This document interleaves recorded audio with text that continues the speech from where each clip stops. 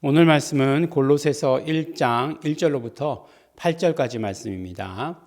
우리 함께 읽겠습니다. 하나님의 뜻으로 말미암아 그리스도 예수의 사도된 바울과 형제 디모데는 골로새에 있는 성도들 곧 그리스도 안에서 신실한 형제들에게 편지하노니 우리 아버지 하나님으로부터 은혜와 평강이 너희에게 있을지어다.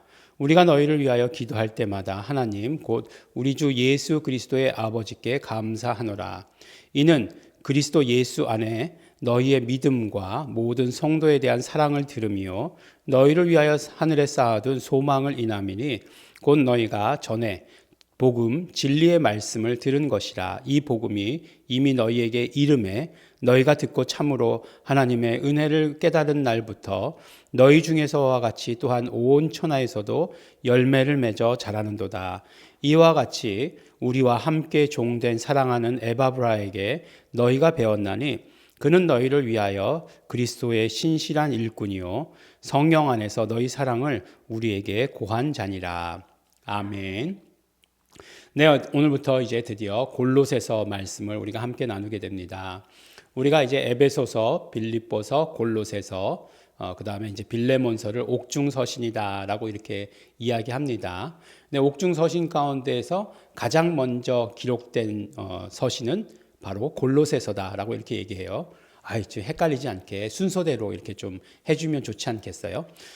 그 바울의 서신 가운데 가장 먼저 기록된 건 뭐죠? 로마서잖아요. 우리가 성경에 제일 먼저 나오는 것은. 근데 이제 제일 먼저 사실 기록된 것은 데살로니가 전서예요. 그러니까 그걸 이렇게 좀 순서대로 연대별로 이렇게 써줬으면 더 좋겠지 않았겠느냐 하겠지만 그렇게 또 해놓으면 또 그 나름대로 이렇게 또 헷갈리겠죠. 이 골로새서에 대해서는 사실 할 이야기가 굉장히 많이 있습니다. 또 우리가 배경 지식으로 알아야 될 것들이 참 많이 있어요. 뭐냐면 사실 이제 바울의 서신을 이야기할 때 이제 진정서신이다라고 이게 이야기하는 서신이 있고 제2서신이다라고 이렇게 얘기하는 서신들이 있어요.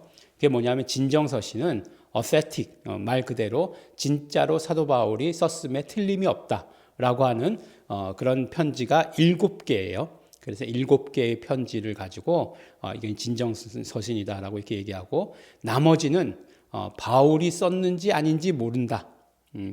그렇게 얘기하는 거죠. 그러나 이제 전통적으로 바울이 썼다라고 하는 것, 그걸 가지고 이제 몇 개죠? 그러면 7개 빼고 13개면 6개죠. 6개의 서신. 그래서 13개의 서신이 바울 서신이다라고 이렇게 얘기합니다. 히브리서 같은 경우에는 바울이 썼을 것 같다라고 생각되지만 그렇지만 또 이제 바울이 쓴 것이 아니다라고 이렇게 이야기하고 있지 않습니까?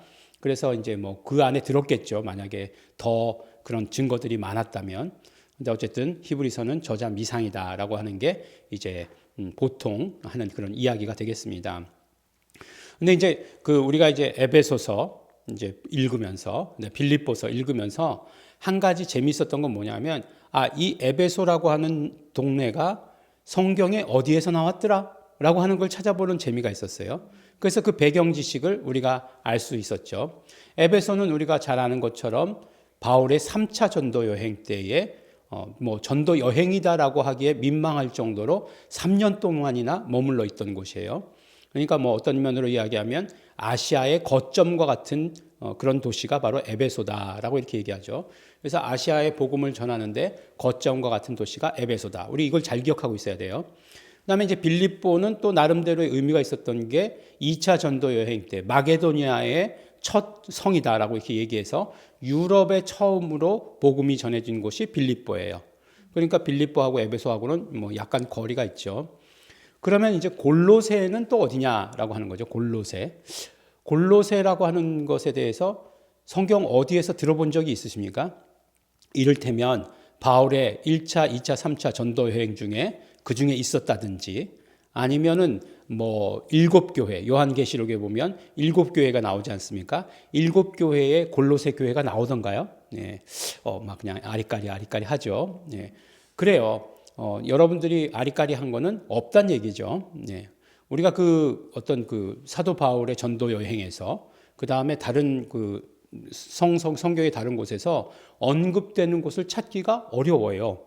그래서 골로새서라고 하는 것이 굉장히 특징적이다라고 이렇게 얘기하고 있어요. 골로새라고 하는 그 지방이. 근데 실제로 그때 당시에 이 서신이 오가고 할 때 당시에는 굉장히 그 왕성한 도시였어요. 왜 왕성한 도시냐면 그 무역로, 그러니까 에베소서부터 시작해서 내륙으로 이어지는 동서간에 이어지는 도로 가운데 있는 도시였기 때문에 이제 굉장히 상인들이 활발하게 지나다니던 그런 도로였죠. 그러니까 굉장히 그런 어떤 발달한 그런 상업이 성한 그런 도시였는데 지진으로 인해서 이 도시가 완전히 다 묻혔다고 해요. 그래서 지금은 그 어떤 뭐 고고학적 발굴에 의한 흔적만 남아 있는 그런 도시다라고 이렇게 이야기를 합니다. 근데 여기서 이제 중요한 사람이 나오죠. 누가 나오느냐? 우리가 이제 이제 조금 전에 에베소를 기억하라고 말씀드리지 않았습니까? 그러니까 에베소에서 바울이 복음을 전할 때에 그 온 아시아가 다 복음이 전해졌다라고 이렇게 얘기하거든요. 그래서 아마도 이 골로새라고 하는 곳은 그 에베소에서부터 한 160km 정도 직선 거리로 160km 정도 떨어진 곳이에요. 그러니까 여기서 대전보다 조금 더 내려갈까요? 대전만큼은 안 가나요? 대전만큼보다 조금 더 내려가는 그런 거리일 거예요. 그런 거리만큼 되는 거죠. 그런 거리만큼 되는 데가 바로 골로새예요. 에베소에서. 그러니까 사실은 뭐 그렇게 가까운 거리는 아니죠. 사실 옛날에 걸어서 이렇게 다닐 때는 하루에 뭐 40km 걸었다라고 얘기하면 40km, 3일은 걸어야 4일이죠. 나흘은 꼬박 걸어야 도착할 수 있는 그런 거리입니다.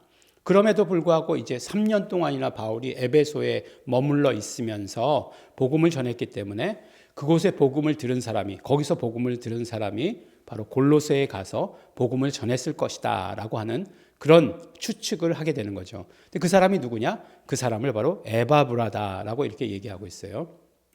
근데 이제 또 빌립보서에서 우리가 엊그저께 보면 에바브로디도가 나왔죠. 에바브로디도와 에바브라 이름이 비슷하잖아요. 그러나 다른 사람이다라고 이렇게 얘기합니다. 빌립보하고 골로새하고는 또 거리가 멀잖아요. 그래서 이 에바브라라고 하는 사람이 개척한 곳이 바로 골로새 교회일 것이다라고 이렇게 추정을 합니다. 그런데 이제 나중에 보면 4장에 보면 골로새서 4장에 보면 에바브라의 이름이 또 나와요. 근데 또 나오는데 뭐 어떤 지역이 나오냐면 바로 히에라볼리라고 하는 지역과 그다음에 라오디게아라고 하는 지역이 나옵니다. 근데 재밌게도 이 에베소가 이렇게 바닷가 쪽에 에베소가 있으면 이제 내륙으로 들어와 가지고 그다음에 이쪽 산 쪽에 히에라볼리라고 하는 데가 있어요. 이 히에라볼리는 어디냐 하면 그 온천이 나오는 곳이에요. 온천이 파무칼레라고 하는 온천. 여러분들 혹시 그런 사진들 보셨을 거예요.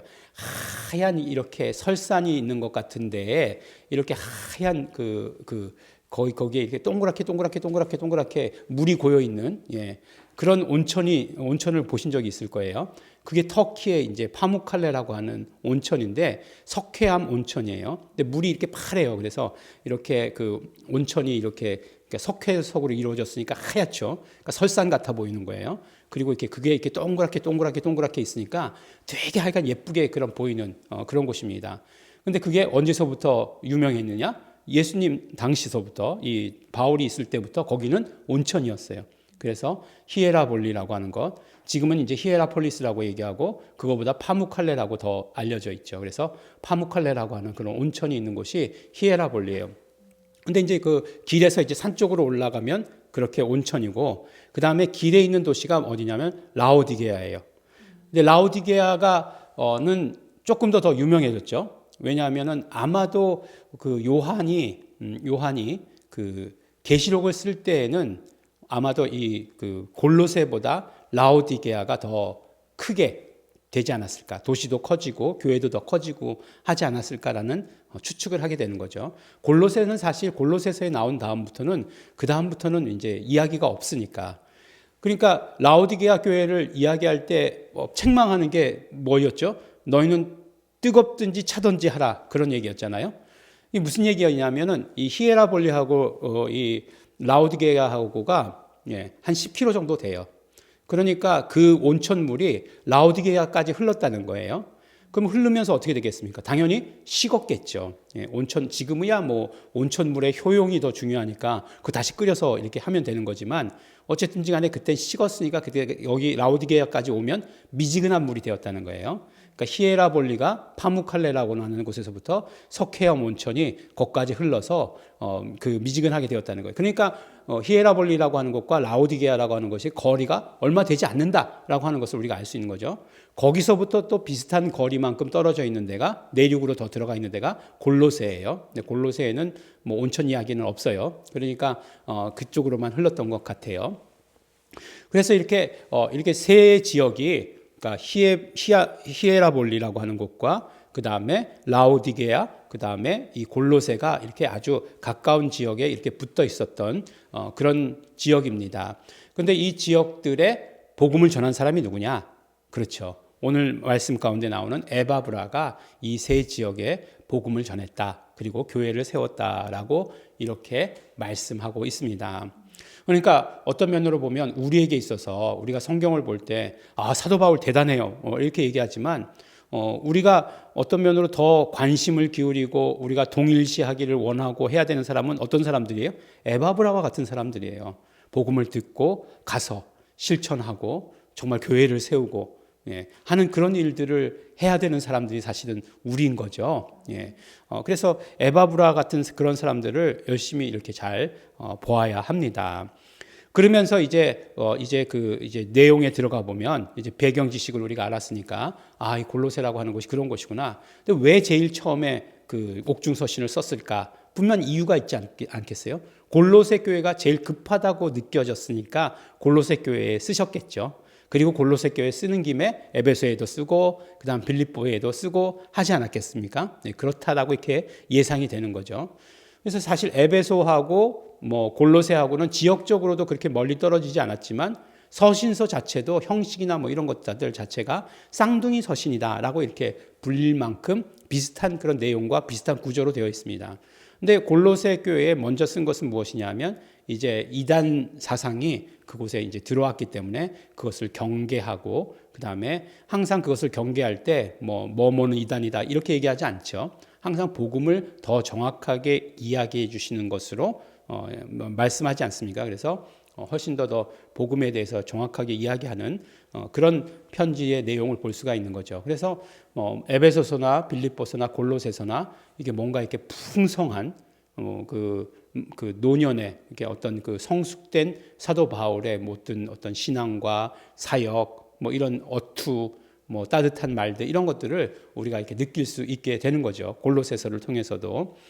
골로새서에서 말씀할 때 골로새에 있는 성도들 곧 그리스도 안에서 신실한 형제들 이렇게 얘기하고 있는데 이건 마치 고린도전서 1장 2절에서 예수의 이름을 부르는 자들 이렇게 얘기했던 것과 비슷하죠. 그래서 교회라고 하는 것의 정의, 성도라고 하는 정의는 뭐냐면 그리스도 안에라고 이렇게 얘기하고 있는데 결국 그리스도 안에라고 하는 것 예수 이름을 부르는 자들 이것과 같은 이야기다라고 몇 번을 말씀을 드렸습니다.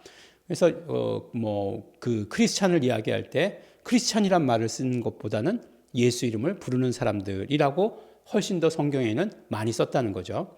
크리스찬이라고 하는 말은 사실은 우리나라 말로 하면 어떤 말이라고요? 예수쟁이 이렇게 얘기하는 거예요. 예수쟁이.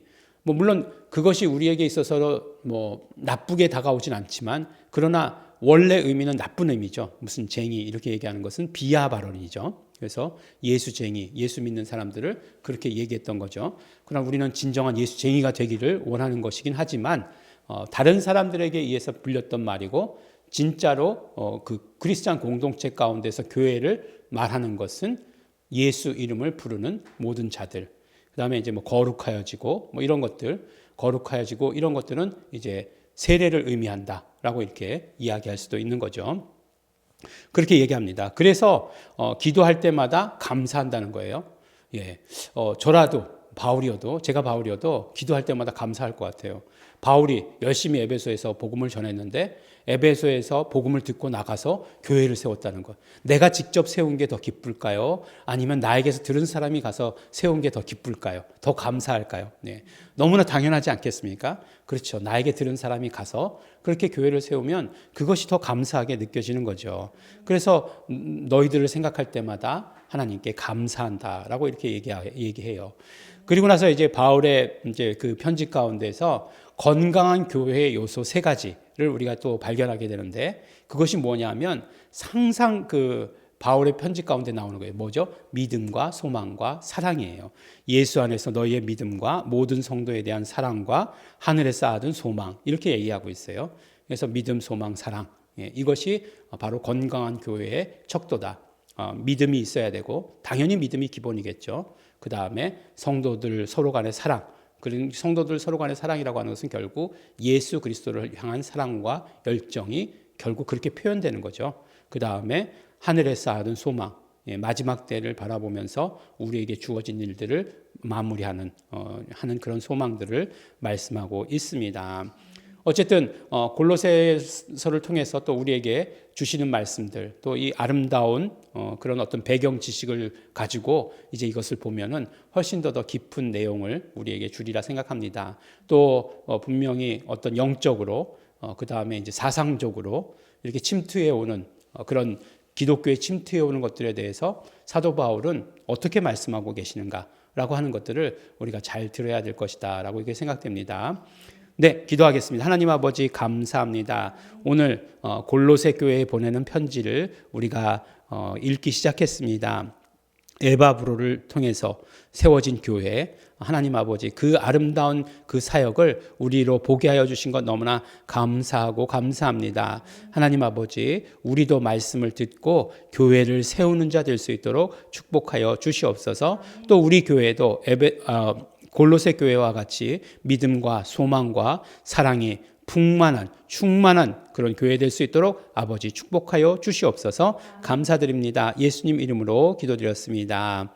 아멘. 그러므로 이 시간에 우리 기도하실 때에 우리 골로새 교회와 같은 믿음, 소망, 사랑이 우리 교회 가운데도 충만하기를 소원합니다. 또 우리 에바브로와 같이 정말 복음을 듣고서 그대로 정말 나의 복음을 교회를 세우는 일에 사용되는 복음을 전하는 일에 쓰기를 소원합니다. 나를 사용하여 주시옵소서. 성령님 역사하여 주시옵소서. 통성으로 기도하시겠습니다.